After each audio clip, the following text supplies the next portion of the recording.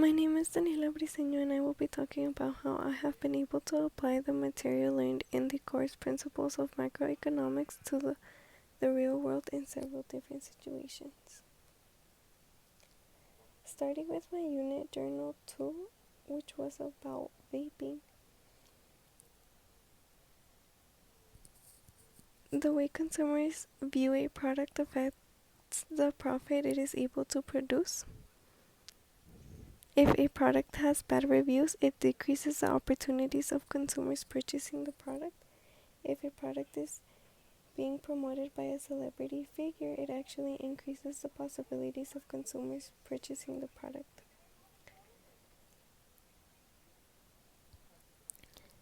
The image of a product has a lot to do with the sales and profit it is able to generate. I originally compared this journal to the competition they face against tobacco products, as well as the elasticity of demand, in the way that the lower the price is, the more demand for vaping products increases, and the higher the price is, the less people are able to afford purchasing these products. Therefore, the demand actually decreases for this product.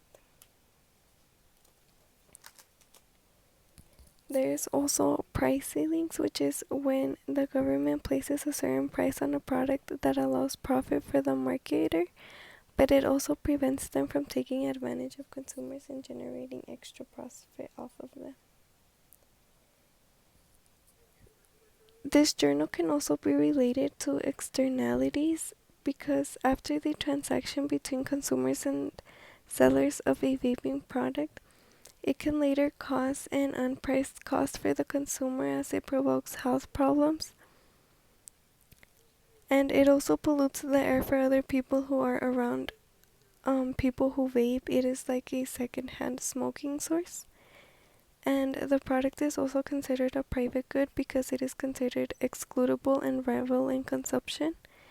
This is because people are able to not give certain people vaping products, and because once a person has finished a vape juice or box thing, another person is unable to smoke that same juice because it is actually gone.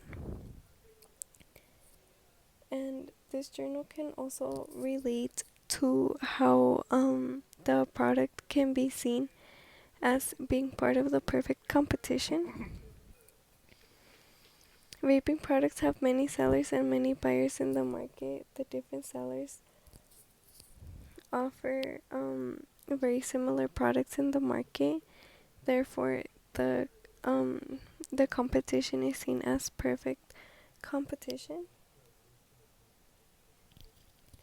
Moving on to unit journal number 4, I talked about how the company Johnson & Johnson is helping the community and their consumers through this pandemic. They are conducting research to create a vaccine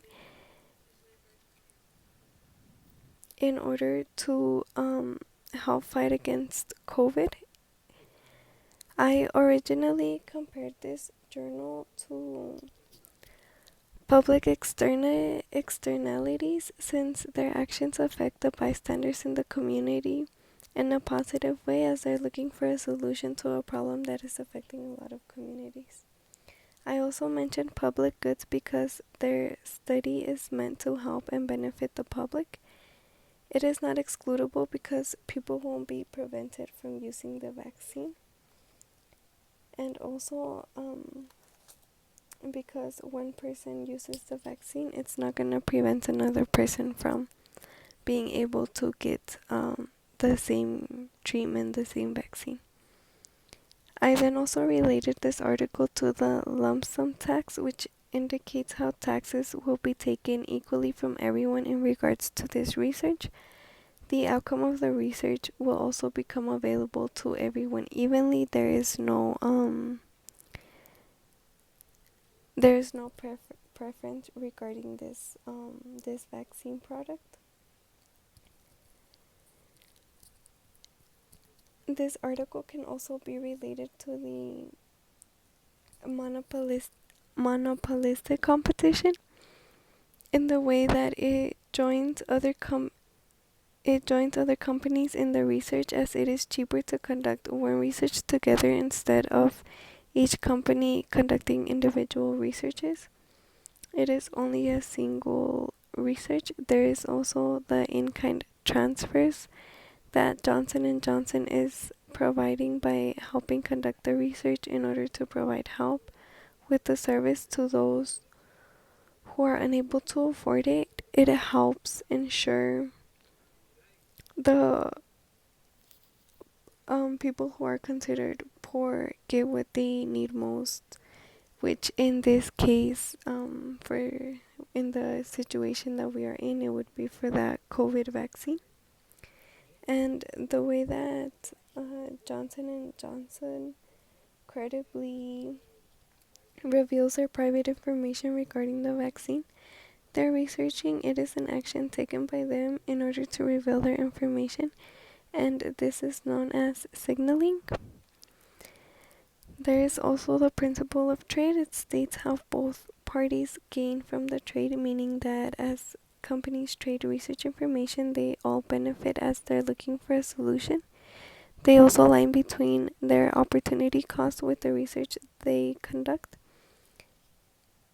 And my next journal talks about how good quality offers good products. I was mentioning how Pizza Hut is a company that is involved in a market that requires a good quality. This is because consumers believe that the better the quality, the better the product. It offers a greater possibility that consumers will purchase a good quality product.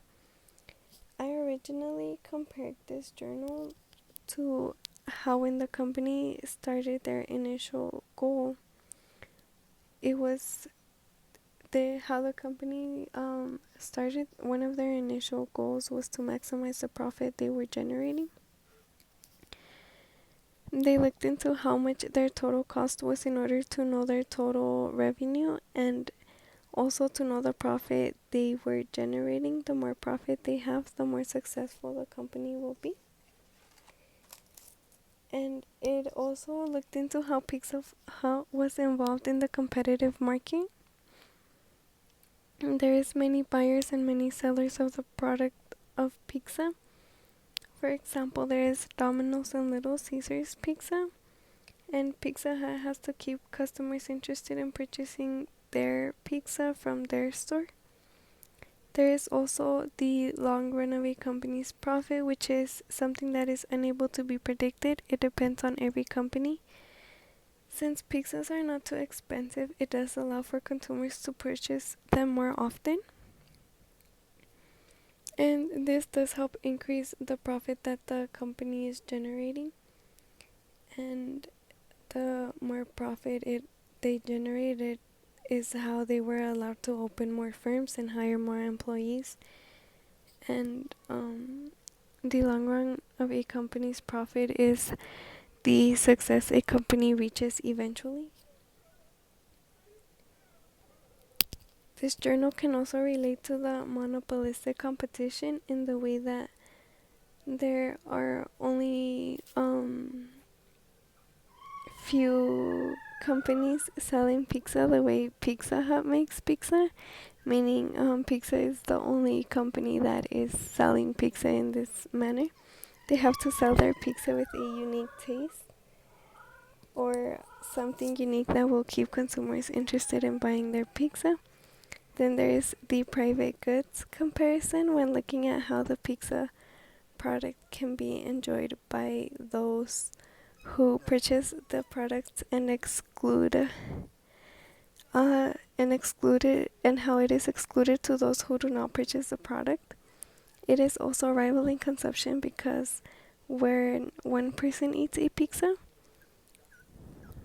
another person is unable to enjoy the same pizza because it is already gone and eaten by the other person.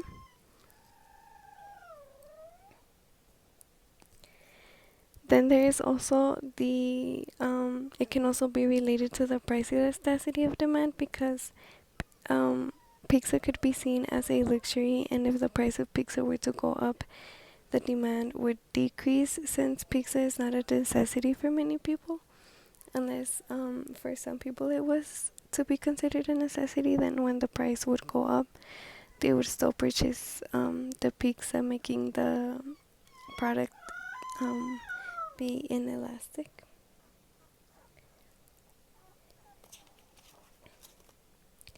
My next journal talks about how good deals attract interest of consumers. Airplane companies have very narrow competitions since there's many airlines to fly.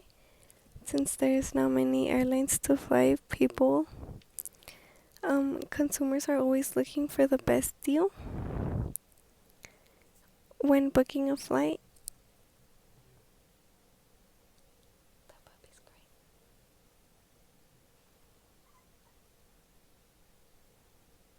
I originally talked about how companies can be seen as oligopoly because they are in the market with only a few sellers. Airlines look to stay around the same price range in order to stay in competition and to keep consumers attracted to their airline company.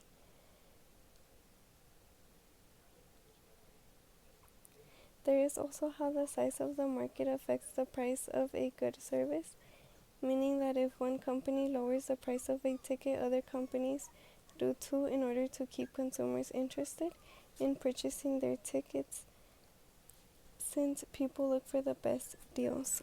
And then there's the demand for labor, which is based on how many flights are booked depending on how much people are traveling. There is also the comparison of differentiation, meaning that people who have been educated to perform a job should be paid more for the qualities that they possess.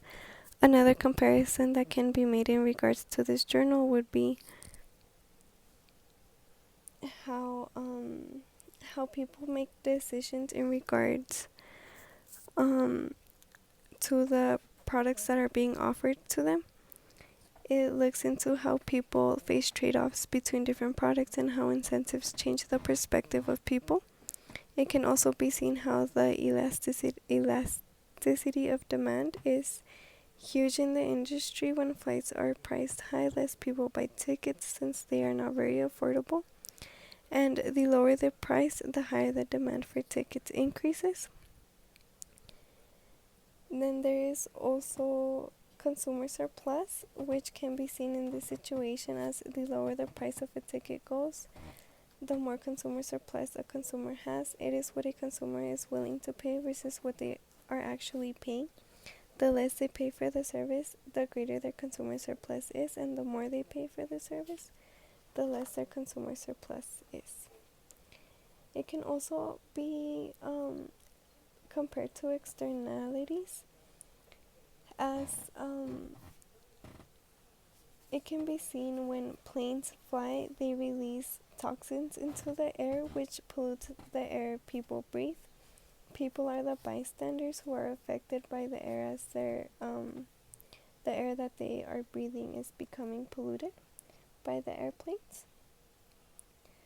I believe that economics can be seen in many aspects of the real world. It is interesting how many things can actually be interpreted by economics, and it fits into many situations that I hadn't been able to make a connection to before, but now I can actually see how that connection can be made. It is interesting to acknowledge the many situations in which economics fits into. It helps give a better understanding of why things work the way they do. And that wraps up my project, and I hope you enjoy.